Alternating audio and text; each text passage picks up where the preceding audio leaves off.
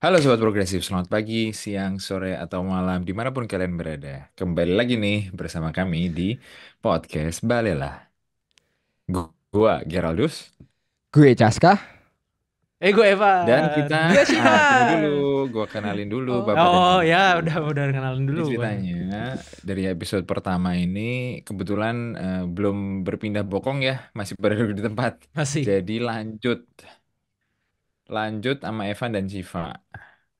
Betul. Nah, dan untuk nambahin aja, loh kan biasanya Balila bertiga, ada satu lagi loh Oh yang gak iya, hadir. Nah, yang satu lagi ini namanya kalau kalian ingat, mungkin kalau yang baru namanya ini dulu satu co-host kita namanya Akid. Dia sekarang sudah menempuh hidup baru ya di Indonesia, berkeluarga, menikah, dan dan dia jadi agak sukses sibuk bisnisnya. dan sukses alhamdulillah ya. sukses banget. Senang banget ngelihat. Kita bisa promosiin kali ya. Iya. Boleh. Silakan. Nanti gue minta invoice ke Akid. Nah, tinggal dikirim invoice. Nggak apa-apa kan Apa sudah. namanya? Klinik pintar bukan Klinik sih? pintar, betul. Heeh. Mantap. Udah punya berapa klinik tuh di Jakarta kan? Wah, nggak tahu. Lupa juga. Beberapa yang jelas. Beberapa. Nah, oke, Klinik tapi baru. sebelum kita lanjut juga mungkin nih karena kita udah lama tidak bersua ya podcast Balela ini. Gimana Ger? Kalau lu ada hal baru nggak untuk di-update ke pemirsa kita secara Belum, masih singkat? jomblo aja gua. Iya. Lah, nggak curhat Yo. maksudnya. Kalau jomblo sudah mutlak. Yang lain maksudnya. Tapi Tapi itu gak sih perbedaannya buat kita, Ces? Dulu kita gak jomblo, sekarang. Waduh, ya bener pas zaman kita Balela kita ya anyway. Iya, Anyway, Gitu, by the way. aside from that, ya jadi gimana Ger? Kamu sekarang kesibukannya ngapain? Iya, Singkat gue aja. sekarang lagi di Paris, ngomong-ngomong, semenjak September lalu. Jadi gue sekarang gak tinggal di Jerman Pindah-pindah buat sementara terus. ini. Dan Pindah-pindah. barang-barang gue ngomong-ngomong di rumah Evan. Terima kasih, Evan. Sama-sama. Menampung rumah gue. Kita di sini kehidupan juga di antara para co-host podcast progresif sangat komunal ya. Kita Betul. saling sharing ya. Kenapa? Kita Karena di bahkan- negara orang ya agak sulit. Tuh.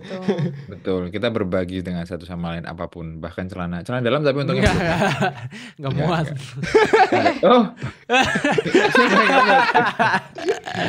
Anyway, oke ya. Dan ya untuk update juga kalau gue pribadi kayak tadi udah ngomong juga di episode sebelumnya, tapi Ya. sekiranya kalian baru join di episode ini, gue masih Jerman, lagi menyelesaikan bachelor, insya Allah kelar 2 bulan lagi, tesis ngumpul ya. Jadi setelah itu ya kembali selamat. mencari kerja dan lain-lain dan stay di Jerman. Seperti itu sih so far. Dan Dan ngomong-ngomong gue di Paris ini magang jadi arsitek pertama kali Iya. full time mantap lah. sembari menyelesaikan master gue. Betul, Gitu ini deh. Menteri Bapenas masa depan kami ya. Amin. Amin. Ini Jaska juga menteri Apa, ayo? pelanggaran HAM. Wah, Loh, waduh. Menteri otomotif lo Menteri bilang. otomotif gue. Si ada, iya. si ada. Otomotif. Gak ada ya.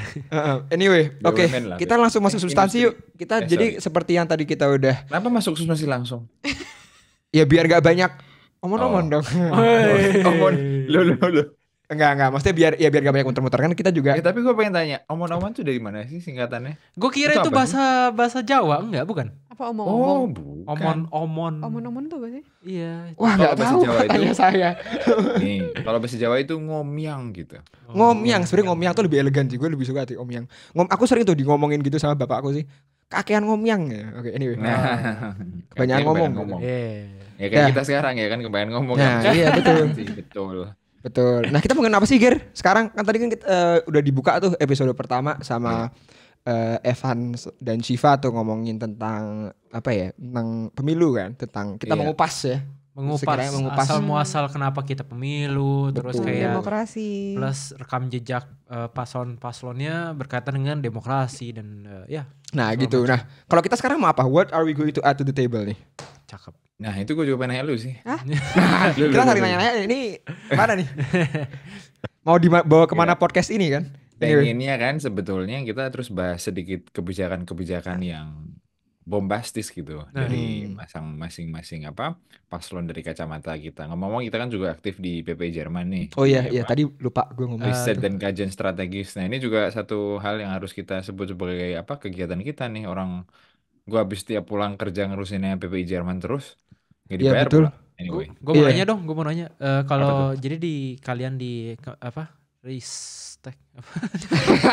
Divisi Riset kajian Riskastrat. riset dan kajian strategis, Riskastrat. riset dan kajian strategis di PPI Jerman. Betul. Itu kalian ada goal apa tahun ini kan, ada berkaitan dengan pemilu ya. Maksudnya jadi kan biasa gue tahu kajian dan risetnya itu agak menyesuaikan dengan tema-tema yang lagi rame lah. Betul. Nah Kajian kalau strategis. berkaitan dengan pemilu ini kalian udah bikin kajian apa atau kayak Udah bikin dong. diskusi apa aja gitu? Ini pas banget nih lo Udah nanya Van, karena kita baru 2 minggu lalu kita baru sibuk banget ya, abis ada Yoi.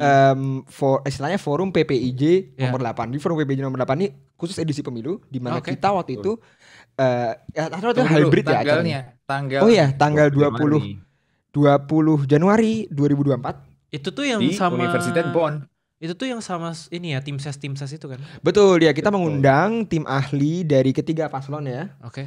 Dan kita ajak diskusi tentang sebuah tema yang kita angkat yang menurut kami waktu itu jarang dibicarakan di lingkup publik ya, yaitu langsung nih Pak Iya. Kadep, silakan Pak Kadep. Loh, ngomong-ngomong Jaska kalau ngomongnya ngadep kanan tuh hilang loh suaranya. Jadi mendingan Oh iya, mic-nya oke ke- siap. hati-hati Siap. makanya. Oke oke. Gitu. Ngadep ke gua sekalian. gitu. Iya, siap. Atau mic-nya ke kanan ini. Nah, itu udah benar. Udah Ya. Ada. Nah, apa tadi? Gue ada yang nanya. Jadi temanya apa, yang dibahas Iya. apa aja? Oh. Ceritain sedikit tentang Maksudnya forum PPI yang gue kalian juga kemarin. yang buat gue juga menarik tuh step-stepnya apa sih? Apakah kalian memang bikin kajian dulu terus kalian coba konfirmasi ke capres-capresnya ini, atau pertanyaan-pertanyaan ilmiah yang kalian rangkum itu ditanyain juga gitu ke capresnya supaya dapat jawaban dan perspektif dari para tim ses itu, atau gimana sih maksudnya konsepnya gitu? Iya, intinya gitu sih. Intinya adalah gimana caranya bersumbangsi, berkontribusi kan di diskusi yang relatif ilmiah sama para paslon dan tim ahlinya gitu kan. Karena berhubung ini fenomena baru kan, ngomong-ngomong di pemilu Indonesia di mana banyak banget diskusi-diskusi umum ngomong-ngomong. Belum pernah pemilu sebelumnya. Banyak Setuju. diskusi umum tentang tematika-tematika tertentu. Kan Hmm. banyak itu yang ngadain tentang foreign policy, tentang lingkungan hidup, walaupun yang datang cuma salah dua capres ya, tadi udah disebut kenapa. Nah itu kita terus motivasinya pengen juga ikut meramaikan itu, tapi dengan tema yang belum pernah diangkat, yakni pembangunan daerah dan tata ruang gitu, seperti motivasi awalnya. Dan pembangunan daerah dan tata ruang yang kita bicarakan juga bukan satu dimensi hanya manajemen spasial, tapi juga merambah ke yang lain-lain seperti misalnya ekonomi regional, dan banyak ya inovasi. Jadi merembet kemana-mana. Jadi karena kita Betul. anggap juga ini sebuah topik yang jarang diangkat, tapi juga sebenarnya sangat multidisipliner gitu. Betul, Jadi dan mari kita karena sebelumnya ngomong-ngomong di PPI Jerman kan juga dibahas tuh tema-tema macam IKN, Iya. Hilirisasi, pembangunan regional sama, di Papua kita dulu sama food PMP. estate dulu pernah ada Food sama estate itu Sekar ya. pertama kali Iya. kita bahas sama si Iya. Sekar kan dulu yang ngangkat. Terus ya hilirisasi itu kan juga dalam kaitannya sama ekonomi inovasi, yang kaitannya sama pembangunan di daerah gitu. Jadi itu sebenarnya ibaratnya kita merangkum karena udah banyak kegiatan di PPI Jerman, terus kita ngumpulin orang-orang yang dari dulu juga aktif dan orang-orang yang baru di bidang-bidang itu. Terus kita konsepnya ngumpulin ini 7 panelis yang memang kuliah di bidang itu. Terus panelis-panelis itu langsung nanya pertanyaannya ke Oke. para tim ahli gitu. Dan Nggak itu pakai unik ini. karena nggak pakai bola Nggak kan, pakai bowl gitu ya, nggak kayak pakai gelas. arisan gitu Nggak kan. pakai. Iya cuy, kacau. Anyway, jadi lanjut. Kemarin tim panelisnya langsung nanyain gitu, dan tema-temanya itu ada dari, kalau gue sendiri itu salah satu tim panelisnya gue bahas tentang ini nih, desentralisasi fiskal. Terus si Caska itu bahas tentang inovasi. Terus apa lagi, Cas? Nah, kalau gue itu bahas lebih tentang inovasi dan teknologi transfer teknologi dan transfer ilmu antara negara-negara dan juga investasi gitu ya, hubungan dengan investasi. Dan juga sempat ada panelis-panelis kami yang lain mendiskusikan tentang tentang kehutanan, konflik agraria, dan juga bahkan tentang data geospasial ya yang dibawakan oleh satu panelis kami. Iya, satu lagi isu manajemen kota, penyediaan rumah murah. Betul. Oh iya, itu nggak pernah dibahas tuh. Padahal kan kalau isunya milenial apa Gen Z kan kita nggak bisa punya rumah. Nggak bisa punya rumah. Katanya karena kebanyakan liburan ya. Kalau kata para boomer. Mending kalau kebanyakan liburan, kebanyakan minum kopi gimana? Iya. Malah kita yang disalahin. Lanjut. Iya, betul gitu. Nah, terus Dia Kalau kebanyakan menurut itu lu, sering intermezzo. Dia kebanyakan minum kopi nggak apa-apa kok. Datang ke kafe saya. ya, promosi. Mana? Stikernya yang mana ditunjuk dong? Ini. Oh ya ada video ya. Ini nih logonya nih. Silakan kalau di Bilangan Jakarta Selatan datang. Terima kasih. Anyway. Rumah 36A ya. Betul. Anyway, lanjut.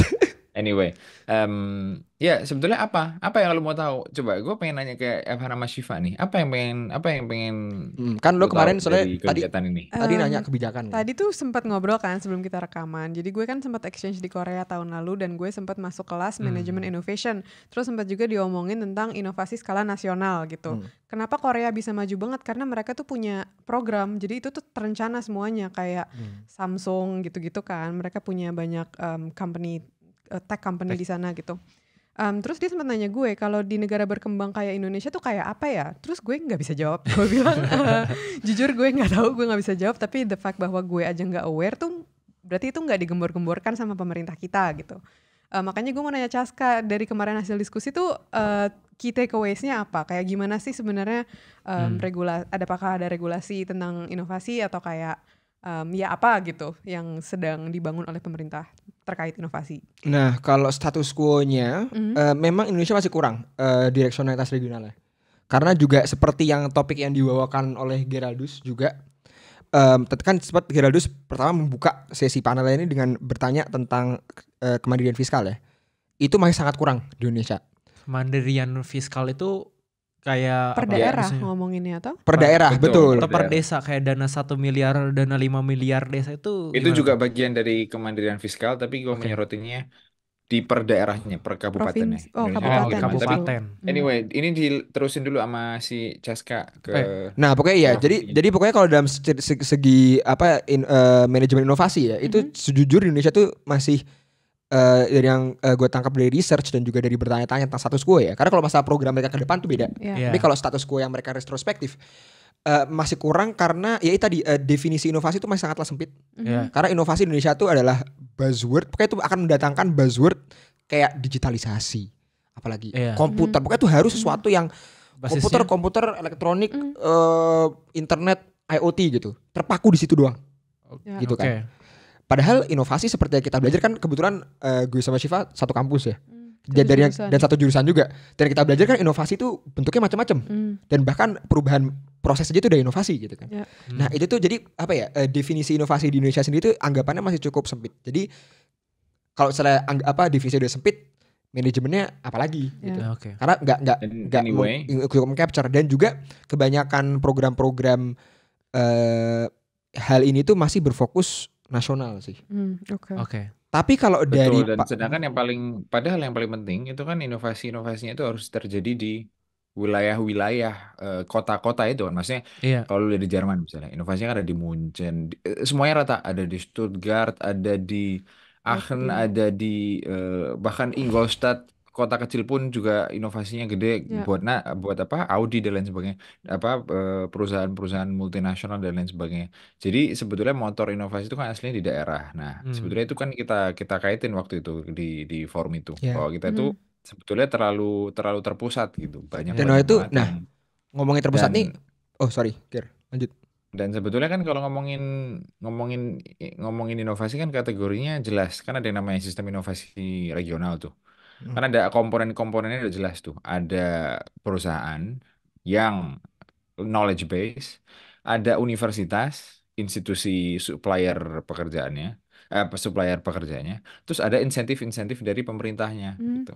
Nah, kalau di Indonesia itu ekosistem itu hanya matang di wilayah Pulau Jawa yang memang pemerintahannya punya kapasitas dan kapabilitas yang lebih dari yang lain.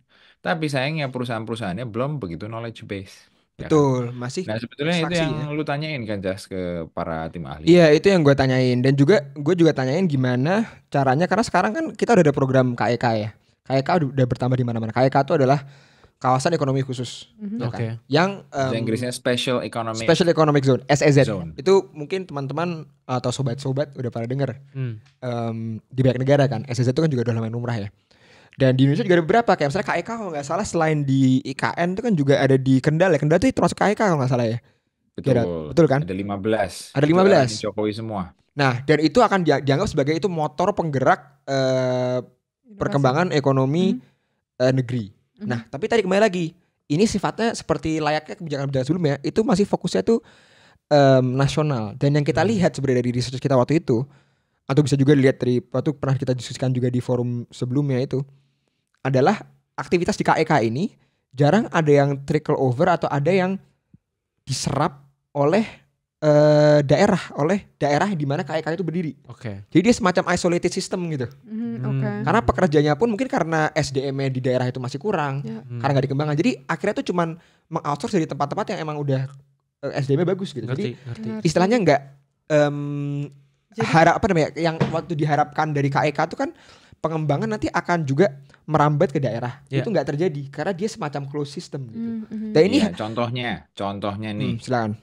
Kemarin yang di Rame Nikel, perusahaan-perusahaan nikel, Di yang perusahaan-perusahaan eksploitasi nikel. Morowali. Betul, di Morowali, di Sulawesi, di Kepulauan Maluku dan lain sebagainya. Itu kan pertama, kalau lu ngomongin inovasi, sebenarnya nggak ada inovasinya. Orang itu Iya. perusahaan ekstraktif gitu kan. Maksudnya bukan knowledge base jelas, tapi itu bukan melaksanakan industrialisasi Iya. turunan yang kita dari nikel terus bikin baterai, itu belum gitu ya. Ini Iya. baru ngeruknya doang. Lu tau nggak itu dari mana pekerja-pekerjanya? Kan nggak ada yang dari Sulawesi, nggak ada yang dari Kepulauan Maluku situ.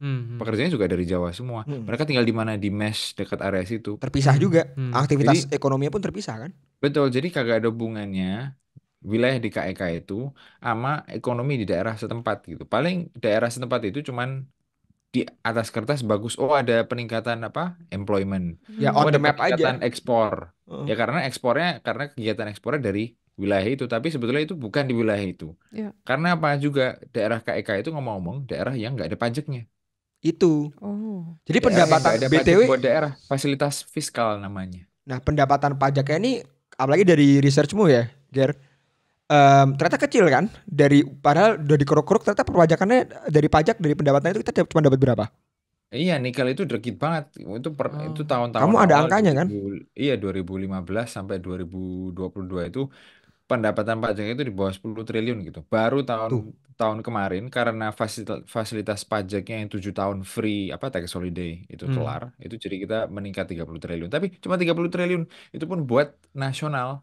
Ke daerah nyampainya lebih sedikit lagi gitu. Kan kita harus memisahkan ada yang pemerintah pusat, ada yang pemerintah daerah. Nah kemarin tuh untuk balik lagi ke topik Pilpres, kemarin si Caska itu nanya ini tuh ke 3 narasumber. Kita ngomong udah sebut tadi. Oh belum. Oh ya 3 narasumbernya. By the way itu dari 01 nyebut nama aja nggak apa ya? Apa-apa. Nggak apa-apa. Dari 01 itu Profesor Zulfikar Amir. Iya. Dari 02 Bang Mas Pak. Awalnya sih Bro lah, kan partainya awalnya bro. Mas Budiman.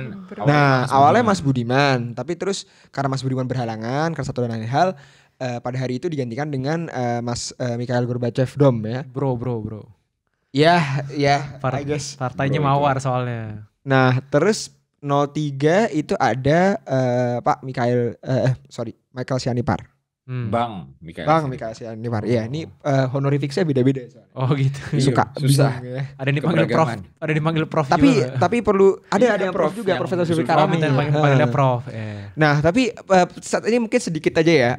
Perlu dari gue sih pribadi gue perlu mengapresiasi mereka sangat kolaboratif ya pas diskusi sama kita. Iya. Dan juga ya props untuk tiga-tiganya karena waktu diskusinya juga jujur sangat refreshing karena menurutku ya jauh lebih produktif daripada diskusi-diskusi yang bahkan di cover media gede gitu. Karena mereka sama sekali gak nyerang personal. Mereka stick untuk ke materi jadi good. Terima kasih kalau misalnya mereka stick ke materi gak kayak kita sekarang kan, guys. Ayo coba balik lagi. Kembali ke laptop. Pertanyaannya tadi si kan Caska bisa dong nge-report jawaban-jawaban mereka. Iya, kalian kan Ya tadi udah jelasin iya. status quo-nya. Terus jawaban dari mereka? Jawaban dari mereka kalau misalnya untuk 02 sebenarnya kalau misalnya gini kan pertanyaan utamanya gini kan sekarang yang lagi hot tuh hilirisasi gitu kan. Hilirisasi. Bahkan ada desus-desus bahwa yang bilang yang tidak setuju dengan hilirisasi orang bodoh. Nah, Tidak orang bodoh gitu kan. Tidak belajar dan tidak mau belajar. Nah, tapi kita tanya dulu, emang sebenarnya gagasan ini ada nggak sih yang anti hilirisasi? Sebenarnya kalau dari pertanyaan kami waktu itu, sebenarnya nggak ada yang nggak anti hilirisasi. Nggak ada yang anti hilirisasi. Nggak ada yang anti hilirisasi. Semuanya itu sebenarnya, tapi semuanya itu sebenarnya pro hilirisasi. Kenapa? Ya. Coba sebelum kita loncat ke dunia hilirisasi ini kita definisiin dulu deh apa sih itu Iya, hilirisasi. betul. ya kan? Soalnya itu pas kalau debat-debat yang kayak wapres, cawapres itu, cawapres itu emang Nggak ada definisinya kan. definisinya nggak ada sih. Nah lucunya masyarakat juga nggak pernah nanya. Masyarakat juga sih paling tahu kan.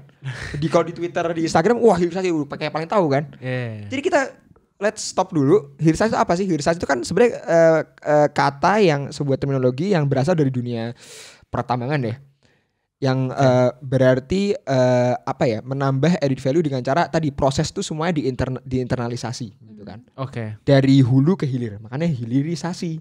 Dari Jadi contohnya sampai produk jadi. Contohnya kalau misalnya apa ya? Baterai kali ya. Nah, baterai. Biar langsung to the Nah, point ya. langsung to the point nih. Baterai. Misalnya baterai itu kalau misalnya mau dimasuk hilirisasi itu dari pengerukan nikel dan juga kan gak cuma nikel ya, ada kobalt, ada juga elemen-elemen lain Iya. diambil lalu dimanufaktur sebagai baterai Iya. lalu dijual ke masyarakat.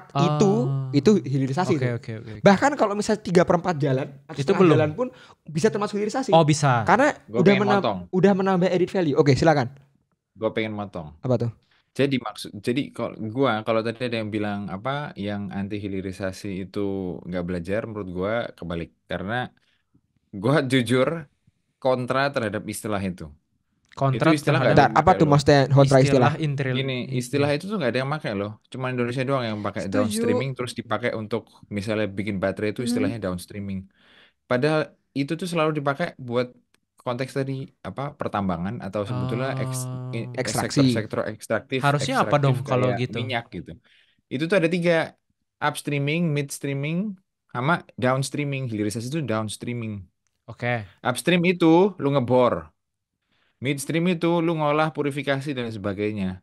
Downstream itu terus lu ya downstream lu tuh nurunin hasilnya lewat pipa ke kapal-kapal. Terus Iya. kapal-kapal itu ngejual ke luar negeri. Itu definisinya.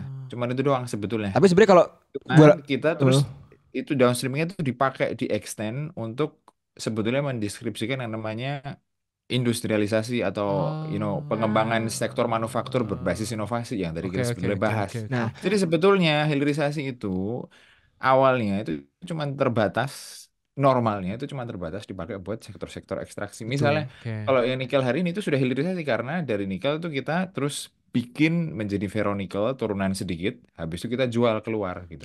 Tapi kalau dari yang buat lanjut bikin baterai itu seharusnya Industrialisasi. Tapi kalau dari kata-kata yang mereka jual kan mereka mengatakan hilirisasi itu bukan menggunakan definisimu, tapi kan mereka mendefinisikannya sendiri sebagai industrialisasi kan. Nah makanya yang kita challenge kan juga waktu itu di acara forum adalah menarik janji itu kan. Iya.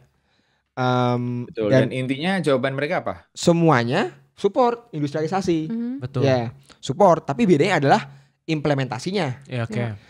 Kalau 02 itu kalau nggak ya basically business as usual ya. Seperti yang sekarang diperbanyak. 02 belum datang waktu itu. Oh ya belum datang ya? Iya, bener. Tapi kita sendiri nih orang. Kalau belum datang hoax. Tapi 01 dulu, gimana 01 bilangnya? 01 mereka ingin mengintensif. Sebenarnya 01 sama 03 itu mirip sih idenya keduanya. Karena keduanya itu nyebut teknologi transfer. Jadi mereka mau biar kita nggak cuma buat ferronikel doang.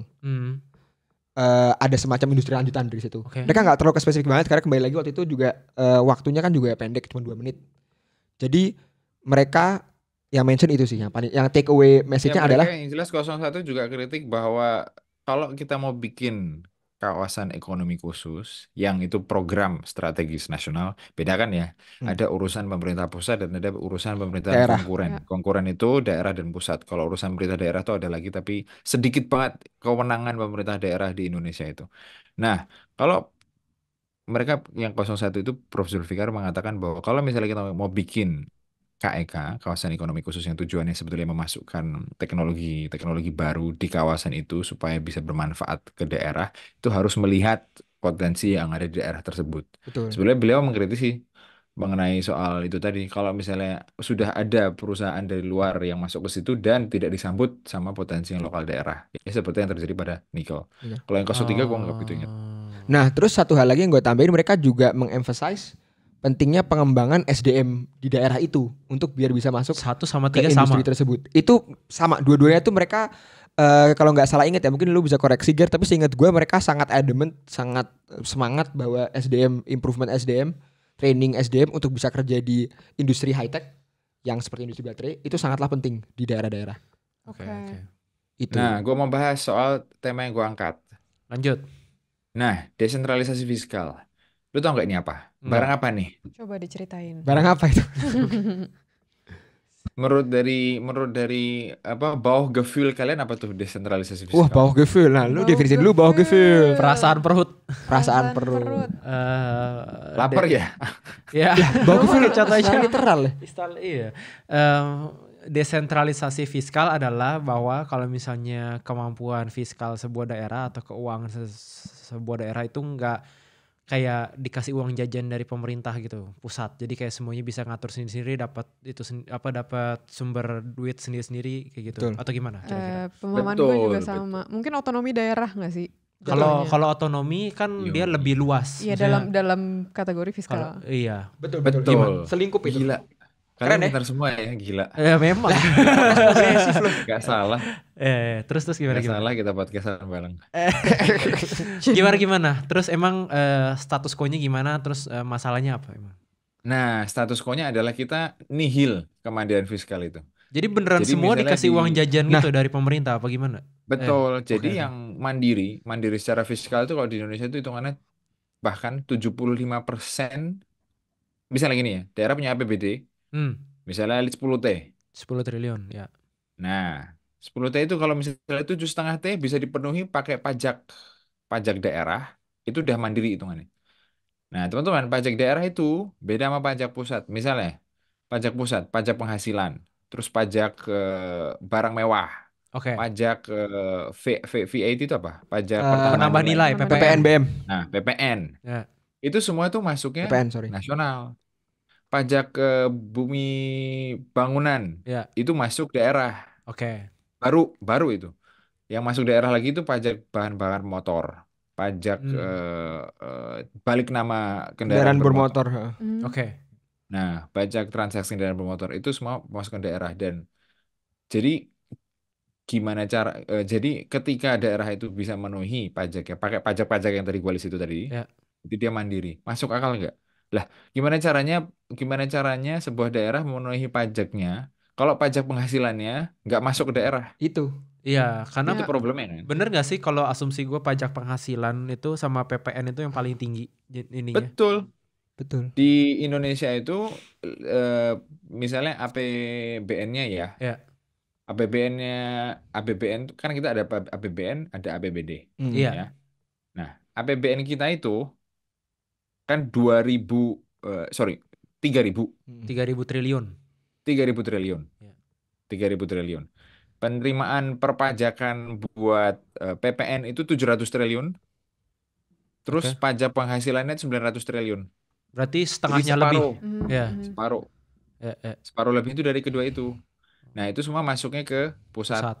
Nah, dari pusat itu terus ditransfer balik ke daerah lewat skema pembiayaan yang namanya transfer pusat ke daerah. Betul. Bedanya apa kalau di Jerman, teman-teman? Di Jerman itu misalnya misalnya lu 10% gaji lu ya, Van. Ya. Kalau di Indonesia kan 10%-nya masuk pemerintah pusat, Semua. terus habis itu didistribusiin tuh. Ya. Nah, kalau di Jerman itu 50% masuk pemerintah pusat, 50% masuk ke daerah. Jadi Makanya langsung dibagi di awal. Oke.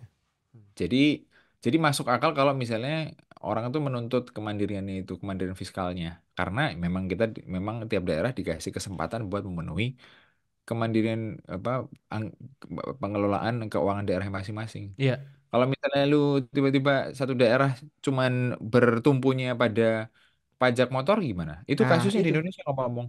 Jadi 3/4 pajak daerah itu namanya pendapatan asli daerah. 3/4 pendapatan asli daerah itu kendaraan bermotor. dari pajak bermotor, cuy. Nah, gue mau nambahin juga. Makanya sekarang mulai make sense kan kenapa susah untuk transportasi publik dapat grip gitu kan.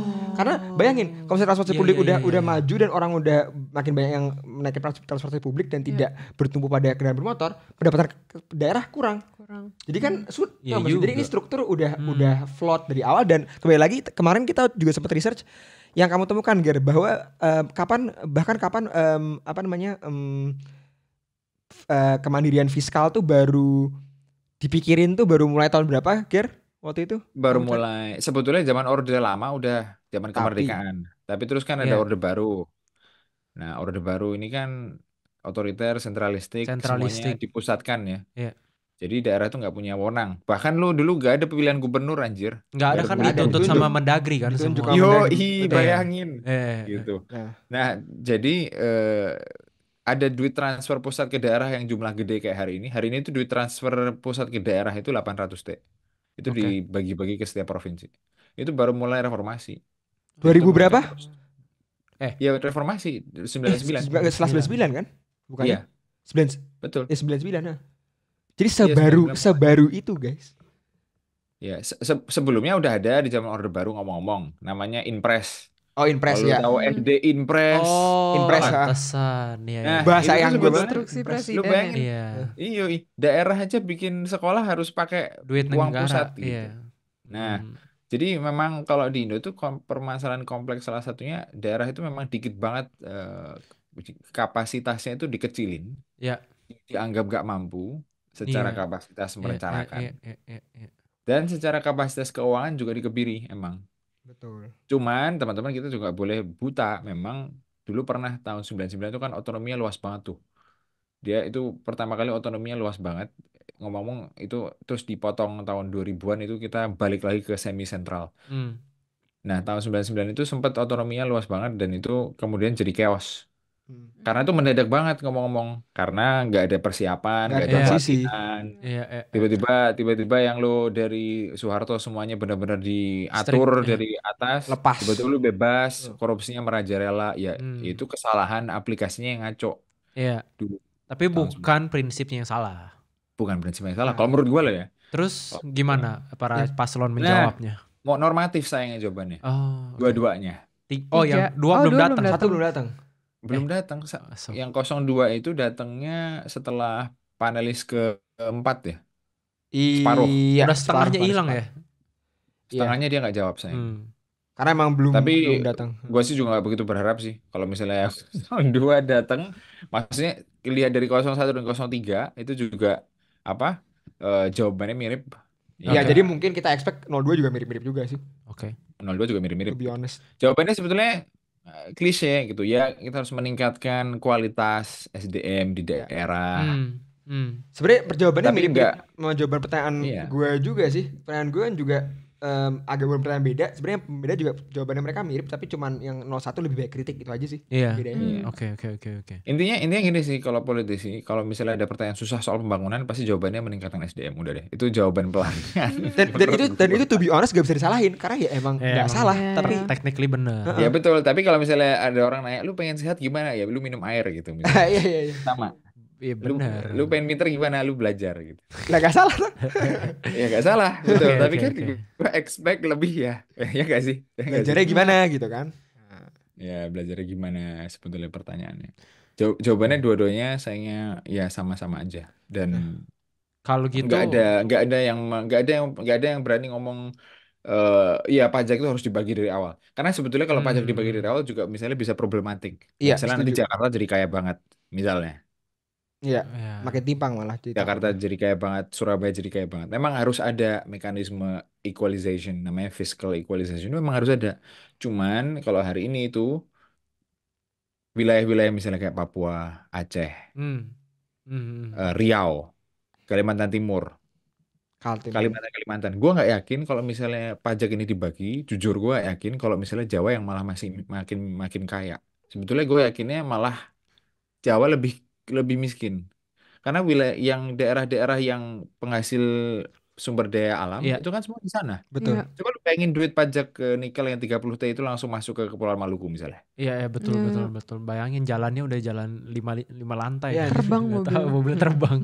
Ya 30 T memang nggak banyak ya. Tapi maksudnya itu untuk provinsi lumayan banyak. Lumayan Iya, banyak Karena- itu. Iya, Betul. betul. Betul, untuk provinsi lumayan banyak. Karena kalau lu mau tahu ya, Maluku, lu tahu nggak APBD-nya per tahun berapa? Nggak tahu. Nih, APBD itu buat bikin jalan kabupaten, Iya. ya, buat bikin jalan kota. Kan ada jalan provinsi, jalan kabupaten.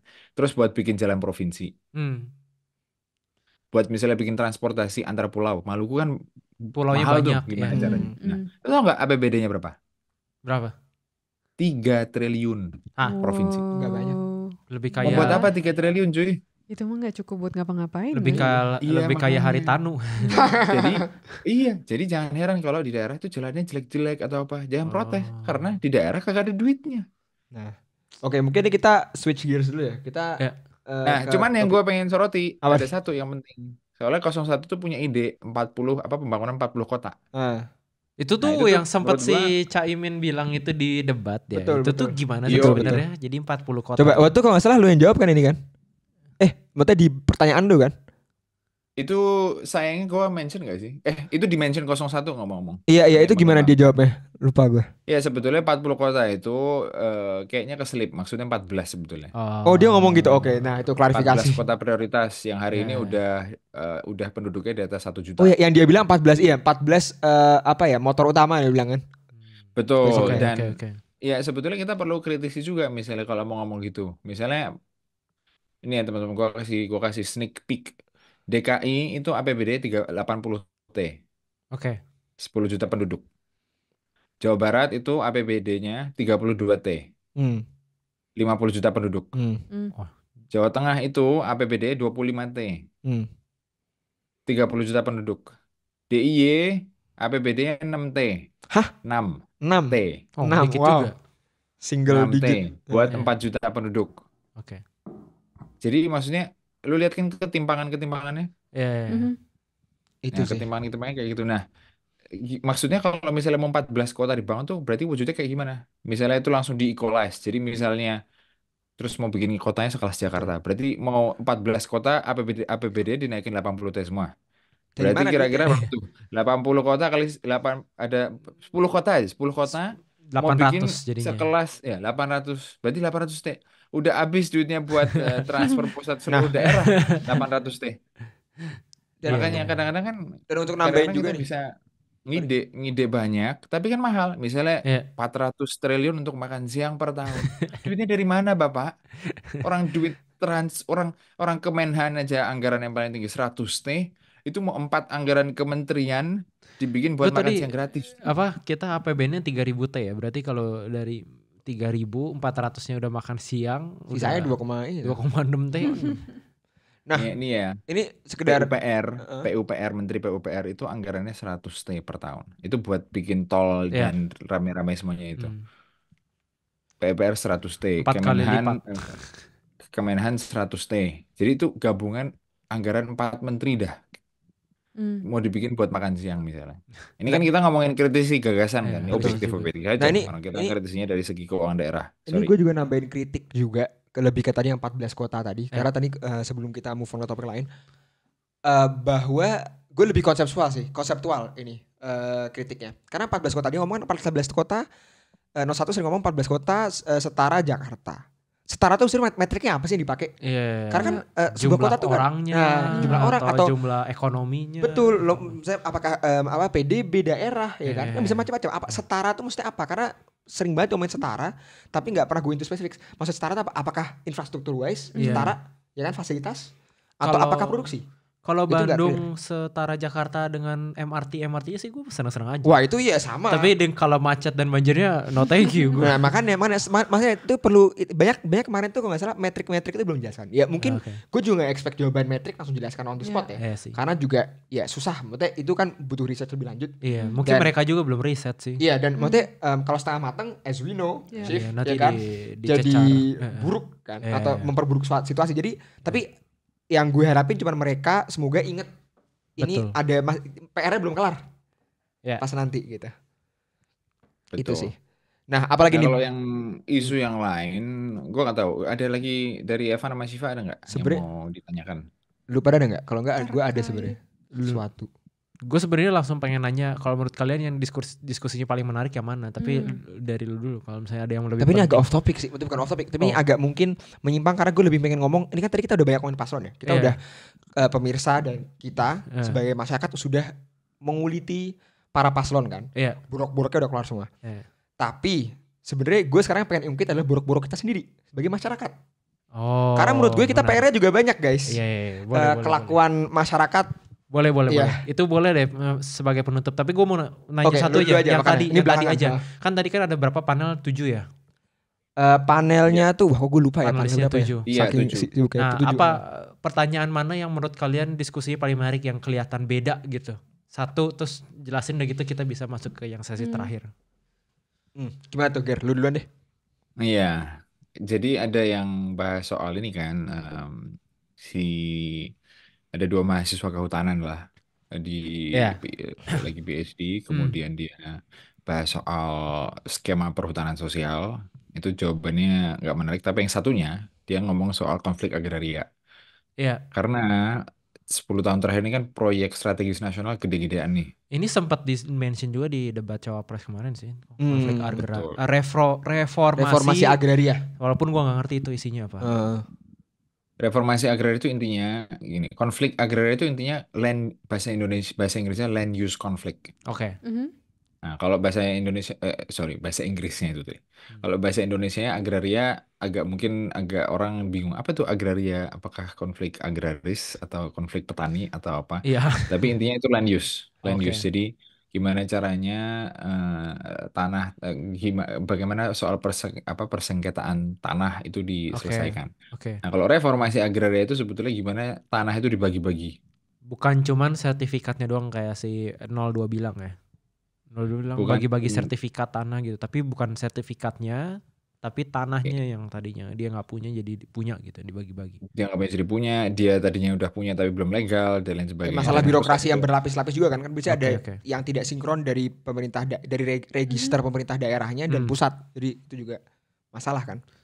Betul. Nah, terus sih ada satu pertanyaan tuh apakah mereka setuju mengenai kalau misalnya ada proyek strategis nasional kayak ekstraksi nikel, smelter, tambang, perkebunan, IKN, semen kita udah sebut, Tadi kita udah sebut sering Wadas dan ini ya. Betul, betul. Nah, itu apakah itu sebetulnya harusnya kita tuh memasang standar keberhasilan proyek itu dengan menentukan bahwa mereka itu minimal konflik agrarianya, konflik sengketa tanahnya. Oke.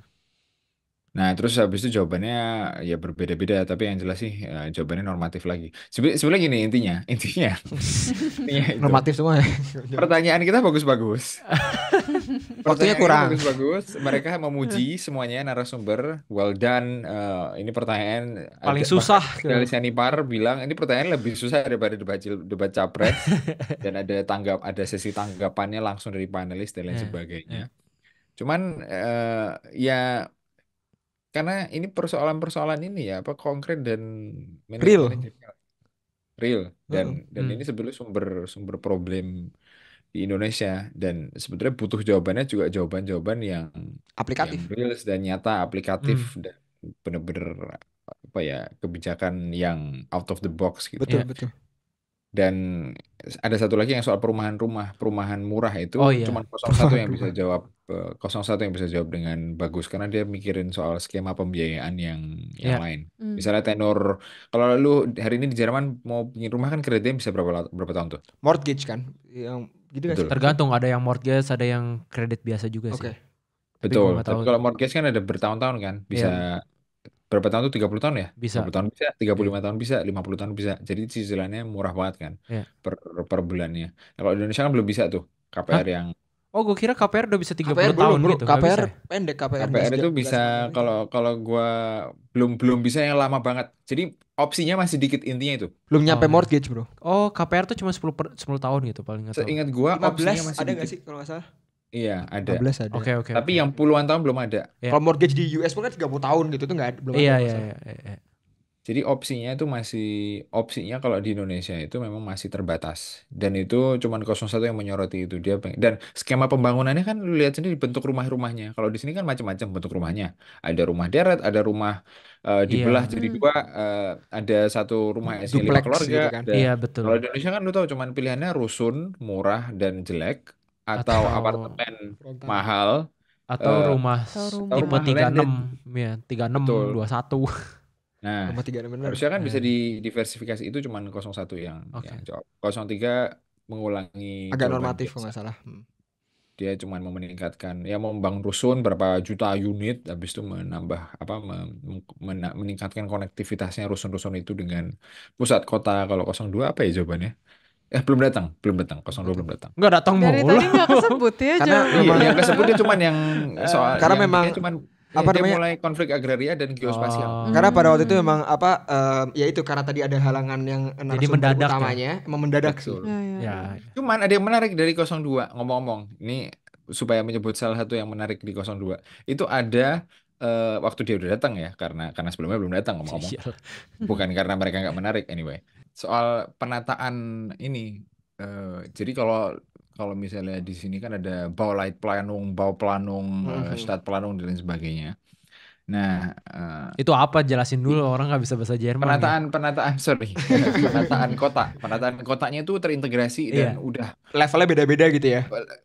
dan bagus lah intinya penataan kotanya. Nah, penataan Penataan kota kota, Indonesia kan Semraut. relatif apa ya? Ini sih Relatif kalau amburadul. bahasa halusnya ke Indonesia tuh penataan kota itu sifatnya lebih kreatif dan abstrak ya. Jadi Iya. tanpa dipimpin dan sporadis Iya, ya. lebih Jadi freestyle. Freestyle. Kayak rap ya. Iya, bahasa paling diplomatisnya lagi, kalau di sini tuh penataannya berbasis aturan, kalau di Indonesia berbasis diskresi. Jadi maksudnya kita harus boleh. ya, jadi semuanya hasil diskresi yang sayangnya kualitasnya buruk. Nah, Terus gimana? 02 itu bilang karena kita besok pemilunya serentak, jadi setiap daerah itu bisa ngeset dari nol masing-masing rencana pengembangan wilayahnya. Jadi semuanya satu sama lain bisa sinkron. Itu nggak keluar, itu nggak ada yang kepikiran tuh dari yang lain. Itu 02 yang kepikiran. Si Bro Gorba. Dan itu bisa jadi potensi memang. Dan itu nggak cuma itu oke. gara-gara 2024, bisa seterusnya, bahwa setiap tahun itu bisa lebih terkoordinir. Berarti sebenarnya Kenapa? kamu ngambil itu kalau berlanjut bakal oke gitu ya. Itu bisa bakal oke. Itu bisa bakal oke karena ya, tapi itu khusus spesifik di Indonesia aja sih. Karena biasanya di tempat lain juga biasa aja, nggak harus pemilu serentak gitu. Tapi kalau misalnya kayak gitu, nanti 5 tahun lagi di reset lagi rencana pembangunan kotanya. Kalau dia Itu ngomong kayak gitu. sayangnya gitu. Ada kemungkinannya, tapi Iya. kan maksudnya misinya adalah sebelum gimana ya, nggak perlu saling nunggu gitu loh. Bisa sebelumnya saling koordinasi supaya terus habis itu berubah bareng-bareng. Misalnya Bandung bikin perencanaan, misalnya contohnya ini nih. Contohnya kalian bikin apa, kereta cepat tuh. Iya. Kereta cepat direncanainnya ternyata ada direncanain Provinsi Jawa Baratnya ternyata ada di sekarang Cirebon. ada di mana, Cilandak ya? Kok Cilandak? Masuknya deket Bandung di Di mana? Padalarang. Padalarang. Padalarang. Padalarang. Cilandak. Cilandak. Iya, Di Padalarang. Padalarang misalnya. Nah, kalau misalnya provinsi ngomong Padalarang, berarti kan sebelumnya mereka bisa koordinasi dulu biar di Padalarang juga mereka memasukkan itu ke rancangannya mereka kan. Iya. Ngerti. Gitu. Biar Sebelum oke. yang Padalarangnya udah jadi terus ganti lagi. Paham nggak? Jadi Iya, iya. lebih terkoordinir gitu. Salah satu aplikasinya. Dia tuh Ini positif kita ya. udah 50 menit. Iya, Iya. jadi masuk ke yang tadi Penutup ya. Casa. Sekalian penutup ya. Nah, iya tadi kan kita udah banyak menguliti ya. Positif dan negatif ya. Iya. Semuanya kayak kita udah cover banyak banget ya. Udah 2 episode. Udah 2 episode dan udah Lumayan. cover banyak banget ya. Mulai dari awalnya kita ngomongin tentang prinsip demokrasi sampai sekarang kita ngomongin konflik agraria, kita udah menjamah banyak Iya. banyak area ya. Nah, tapi ini sekarang kita retrospektif juga. Kita mendemand banyak nih dari para calon, dari para pelaku politik. Tapi terus masa kita nggak kena scrutiny gitu? Kita perlu berefleksi juga kan. Selayaknya manusia yang baik kan kita harus berefleksi ya. Biar tahu salahnya di mana. Nah, gue tuh bisa bilang, nah gue juga pengen tahu opini kalian nih.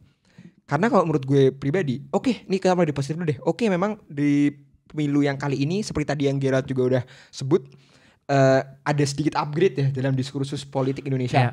Karena topik-topik yang beneran topik berat bisa dibilang kayak lingkungan, kayak misalnya disparasi sosial, kayak gitu-gitu tuh udah mulai terangkat ke nggak cuma di kelompok yang tertentu tapi juga di pembicaraan mainstream. Dan ini good job karena bahkan media-media kecil, maksudnya media-media besar pun mengangkat topiknya, media-media kecil mengangkat, dan bahkan kayak media seperti Tempo, seperti Narasi gitu-gitu udah mulai masuk investigative journalism ya gitu. Dan kelihatan dari respon orang-orangnya juga udah mulai adalah yang mengarah itu good job. Gitu Betul. Dan juga apresiasi juga pada paslon juga ternyata juga mengakomodir hal demikian to a certain extent. Nggak ini banget. Tapi yang patut disayangkan, mungkin ini juga efek ini ya, dunia sosial media kita yang semakin lebar dan semakin rentan terhadap hoax dan misinformasi. Tetap secara keseluruhan menurut gue diskusi politik masyarakat bisa dibilang masih receh gitu ya, atau masih cenderung tidak dewasa karena kita lihat gini deh. Di skala event diskusi politik yang tarafnya nasional dan oleh negara seperti debat cawapres dan capres ya, itu aja sering kali sangat disayangkan. Ini oleh ketiga paslon dan juga ketiga tim ahli atau gimana terserah, sangat disayangkan tuh sering masih argumennya tuh bersifat personal, nyenggol-nyenggolnya. Jadi sayang sekali banyak substansi yang tadi harus awal mungkin substansi. Jadi banyak belok-belok ke arah personal yang menurut gue personal ya, pribadi nggak produktif. Dan akhir-akhirnya jadi kayak gosip politik aja, yang nanti terus masyarakat Indonesia kan demen gosip ya. Ya dibawa-bawa lagi. Infotainment aja. Nah makanya. Jadi ini sangat disayangkan gitu ya. Karena politik ini kan urusan negara. Ini kemaslahatan negara. Kok kita udah ngomong tadi di episode 1 panjang lebar ya. Penting banget gitu. Pemilu tuh penting gitu. Penting. Nah kok kesannya main-main gitu. Nah semakin banyak debatnya, malah menurut gue yang gue lihat ya, semakin banyak ini senggol-senggol personalnya gitu. Malah ngeandalin gimmick. Adalah terminologi gue gak mau sebut terminologinya, tapi banyak lah terminologi aneh-aneh yang menurut gue gak produktif, satu. Dan juga banyak yang sifatnya cuman kayak nyenggol-nyenggol, kayak cuma istilahnya apa ya, ya itu gue tahu itu mungkin teknik debat ya, tapi at some point juga menurut gue pada terlalu fokusnya ke nyindir-nyindir personal, bukan profesional gitu. Dan ya itu sih. Dan juga tapi anyhow tetap in general gue pengen men-research yang tadi lu bilang sih, apa? Lebih bermutu bandingin sama debatnya dulu JK, Megawati, SBY. Udah deh, goodbye. Lalu kalau teman-teman mau iseng-iseng ya, pemilu 2004, nostalgia 2009, udah deh, coba tonton itu. Itu benar-benar ngomongin soal pembangunan nasional, nanti yang dibahas TKI pula, pahlawan devisa. Tapi kan pada zaman itu nggak banyak, at least tapi kalau ya bener sih, diskusinya upgrade, tapi itu kenapa juga tanda kutip gimmick juga makin banyak sekarang. Ya itu sih sebenarnya kan gue waktu itu tahun lalu kayaknya kita sempat diskusi juga, ngobrol-ngobrol kan tentang kayak media sosial gitu kan. Kan sekarang kan udah terbukti The Economist, media luar udah nyebut TikTok atau Instagram itu the battleground of electionnya Indonesia kan. Itu nggak bisa, karena gue juga di bidangnya data security ya kan, cyber security kayak gitu. Memang sebenarnya menarik banget ngelihat tentang gimana kegandrungan orang Indonesia sama media sosial. Orang Indonesia 3 tahun berturut-turut paling banyak pakai media sosial, rata-rata 6 jam sehari. Itu kan udah media sosial doang. Jadi kalau misalnya pakai HP buat beli makanan atau apa nggak dihitung. Jadi bener. Dan terus kalau kita lihat lagi ke yang pembagian itu, ada yang berarti ada yang 2 jam, tapi ada yang 10 jam. Berarti beneran dari bangun sampai tidur di media sosial, nonton ya kan? TikTok. Nonton TikTok. Nah, makanya ini semua balik lagi kan, ini jawabannya normatif ya. Kita harus meningkatkan kualitas SDM. Betul. Karena mau nggak mau gini, sebenarnya ya skill yang paling menurut gue penting untuk kayak masyarakat umum itu balik lagi ke critical thinking, kayak membiasakan diri mengecek fakta, membiasakan diri ngetes lu dalam mikir sesuatu tuh ada biasnya apa enggak, ada kayak ini gue mikir gini karena gue memang nggak suka doang sama pasangan ini, atau karena gue cinta mati sama pasangan ini, atau gimana misalnya. Ini dalam konteks pemilu ya, tapi dalam konteks secara umum juga misalnya kayak ada kayak tadi misalnya program A, program B, program C, ini bagus kenapanya gitu. Kalau kita sebagai masyarakat nggak membiasakan itu atau nggak mampu bahkan ya, kita sempat ngomong off the record ya kayak IQ-nya orang Indonesia rata-rata cuma 75, 78. Itu datanya bisa di cross check, tapi ya kalau nggak salah itu kan ada faktor juga tumbuh kembang dari ibu hamil sampai balita yang stunting juga itu kan. Nah, Gua agak menyayangkan ketiga-tiganya itu memanfaatkan kekurang mampuan rakyatnya sendiri untuk benefitnya mereka gitu loh. Iya, kekurangan kognitifnya Iya, masyarakat Indonesia. nggak etis. Jadi Jadi itu menurut gue jatuhnya. iya. Jadi sebenarnya kalau banyak yang kan of course namanya ya karena isu-isu yang tadi kita sebut di episode pertama banyak yang menggadang-gadang isu etis ya. Tapi sebenarnya kalau masalah etis semuanya nggak etis gak ada yang etis menurut gue. Karena pada akhirnya ya gitu, kayak lu udah tahu misalnya nih ada seseorang yang punya kelemahan tapi lu exploit itu gitu. demi benefit lu. Betul, dengan apa bikin gimmick, bikin video TikTok ini, yang penting viral, bikin viral, bikin pernyataan tertentu yang nggak ada emosional, yang nggak ada isinya, terus udah gitu diviralkan. Nah itulah menurut gua satu sisi kita memang harus sadar bahwa nggak semua orang bisa ngobrol panjang lebar sejam kayak kita nih ngomongin suatu hal yang abstrak gitu.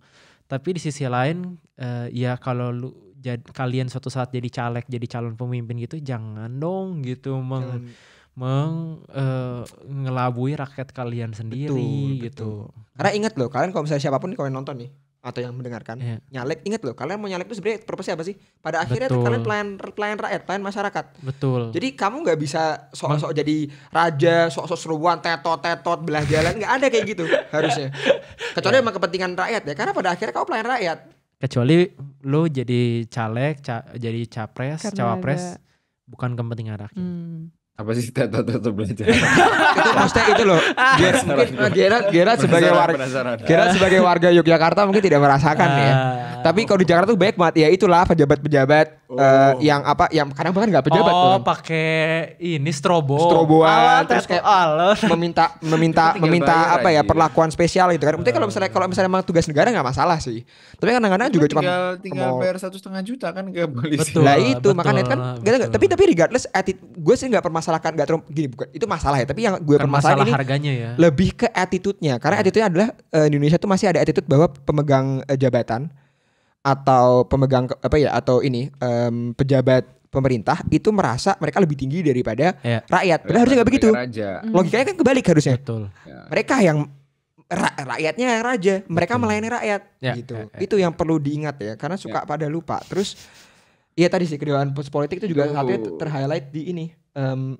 Maksudnya lihatlah narasumber kan juga kebanyakan yang penting terkenal kan. Tidak plus ada kompetensi atau enggak. Artis, kita influencer. Dan itu kekuatan yang kalau misalkan mau lebih berkonten ya kita yang minta. Gimana cara minta? Ya kan mereka juga tergantung market kan. Iya. Jadi kalau kita sebagai masyarakat kita demand yang berkualitas, mereka akan dengerin. Tapi ya itu, kamu harus demand, kamu jangan terus. Ya kan. Walaupun perlahan tapi pasti gue melihat ada perkembangan. Kayak setiap kali ada satu hal yang obvious banget, ini nggak benar, sentimennya nggak kayak dulu ya. Bagus lah. Tetap udah agak ada campuran, ada diskursus kayak gitu. Tapi balik lagi ya kita nggak bisa ngambil dari media sosial kita itu seolah-olah itu tuh udah realita. Fakta. Karena kita juga satu sisi juga terbatas lingkungan sosialnya, dan ya kita perlu lebih banyak memahami bahwa banyak orang lain yang mikirnya seperti yang nggak seperti kita gitu. Tapi balik lagi untuk menutup mungkin ya kayak sebenarnya indahnya berdemokrasi itu kayak gitu, bisa punya masalah yang berbeda, point of view yang berbeda-beda, semua orang boleh ngomong, tapi kalau di kontra argumen juga boleh. Jangan baper, jangan disomasi gitu. Kayak iya betul. Nah, itu bener banget. Berarti kita di sini nih, kalian nggak setuju nih, kalian merasa kita silakan message us gitu kan. Kita ada nggak sih handle kita ada kan di Instagram, di Spotify juga udah bisa message aja. Rekam. Udah bisa ngepost. Message aja pribadi gue bahkan ya. Kalau mau kalian maki-maki gue aman. Santai. Ya gitulah. Cuman ya gue balik lagi ke Caska buat nutup episode. Ya dan itu ya sekian ya. Mungkin dari kita nggak tahu ya, Geraldus ada tambahan kah? Apa? Tambahan apa aja untuk menutup gitu. Misalnya ada apa pesan atau apa dari lu ya kan. Ya sebenarnya jangan takut ngomongin hal yang benar. Ngomongin hal yang benar itu. Pejuang nih guys, pejuang. Pejuang. Anyway, lanjut. Iya, ngomongin hal yang benar itu bisa beresiko. Betul. Dan ya kadang-kadang hari ini tuh ngomongin hal yang benar juga nanti dianggap menyudutkan salah satu paslon gitu. Betul. Itu problemnya, dan kalau misalnya itu terjadi jangan Jangan justru niat kita untuk menyuarakan yang benar itu jadi terkurung karena takut kenapa-napa. Tapi justru harus disuarakan. Gitu deh. Ya nggak sih? Udah jelas belum sih ngomongin apa dari tadi? Ya Nah, nggak sih? kalau Udah jelas pesan terhadap demokrasi secara general apalagi? ngomongin apa dari tadi? Kalau ada satu, kalau ada dua, kalau ada tiga yang melanggar konstitusi, ya udah disuarakan aja. Oke. Cukup gitu. Kalau ada proyek strategis nasional yang melanggar konstitusi, ya disuarakan aja. Kan itu kewajiban misalnya untuk menjaga lingkungan. Kalau Ya. ada yang melanggar, ya disuarakan. Itu kan bagian dari demokrasi. Iya, betul. Dan itu sekaligus untuk ini. Itu tadi karena kita ngomongin SDM di Indonesia belum begitu peduli sama detail-detail begitu. Sedangkan yang namanya demokrasi sebetulnya kan kita memasrahkan ke setiap orang, setiap individu, mau bodoh, pinter, jelek, ganteng. Kita tuh Lengkap memasrahkan, iya cuy, kita memasrahkan semuanya ke tangan orang-orang itu, gitu. Betul. Gak tahu loh ya, tapi dan setelah memasrahkan ke orang-orang itu, juga harus menjamin bahwa institusi Ya. demokrasinya, nih yang penting nih, Berdiri institusi prinsip. demokrasinya dalam artian hukum, konstitusi, Ya. komisi penyelenggaraan pemilihan Pemilu. umum, institusinya harus berjalan, gitu. Betul. Ya itu termasuk dalam pesan demokrasi, bahwa harus menyuarakan yang benar supaya jadi edukasi. Dan harus ikut menjaga yang mampu, yang bisa bersuara, yang berani bersuara, menjaga institusi demokrasinya. Betul. Mungkin ada pesan-pesan Ya, terakhir silakan. dari Evan dan Shiva sebelum nanti gue tutup. Udah. Udah dah pesan-pesan mulu. Udah pesan-pesan mulu. Udah pesan mie goreng satu. Pesan, Oke, jangan sama- lupa voting. Yo, iya. Jangan jadi lupa pengen. datang ke TPS ya. Datang Iya, ke Datang ke TPS. TPS atau kalau yang emang luar negeri Yoi. atau dapat di pos, Hmm, coblos. Jangan lupa. jangan Datang ke golput. TPS. Jangan golput. Dan iya, Jangan golput. selamat apa ya? Selamat menjalankan tugas. Menjalankan tugas. Oh, dan of course, sebaik-baiknya. ending khas Balela. Selamat pagi, siang, sore, dan malam dimanapun kalian berada. Terima kasih sudah mendengarkan. Selamat membalela pikiran kita selamat membela. Oh iya, masing-masing. kok gue sering Bye, lupa. bye. Selamat membela pikiran kita masing-masing. Kok gue gak inget sih? Dadah. Oh, lu gak inget ya? Dadah.